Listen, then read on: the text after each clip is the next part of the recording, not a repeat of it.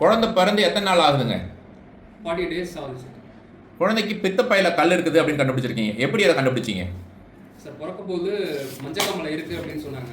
Okay. அதை check பண்ணுறதுக்காக போகும்போது அந்த ஸ்கேன் ரிப்போர்ட்டில் பித்தப்பையில கல் இருக்குது அப்படின்னு வந்திருக்குது இல்லையா?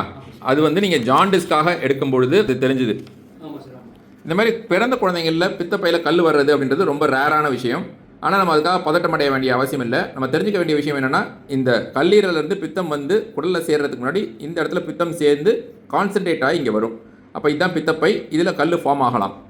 இந்த மாதிரி கல் முன்னாடி ஒரு 20 வருஷத்துக்கு முன்னாடிலாம் நாங்கள் ரொம்ப ரேராக தான் பார்த்துட்டு இருந்தோம். இப்போது கால சூழல், உணவு பழக்க வழக்கங்கள் இதெல்லாம் மாறுறதுனால என்னன்னு தெரியல, நிறைய குழந்தைங்களுக்கு வர்றது உண்டு. இதேமாரி பிறந்த குழந்தைங்களுக்கு கூட ரேராக வர்றது உண்டு. பொதுவாக 10 வயசு குழந்தைங்களுக்கு இதுமாரி பித்தப்பை கல் பார்க்குறோம்.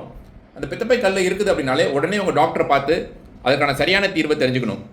பொதுவாக பித்தப்பை கல்லுக்கு எதுவும் தொந்தரவு கொடுக்கல அப்படின்னா கொஞ்ச நாள் வெயிட் பண்ணுவோம். அது ஏதாவது தொந்தரவு கொடுக்குது அப்படின்னா அது ஒரு அறுவை சிகிச்சை மூலம் சரி பண்ணிடுவோம்.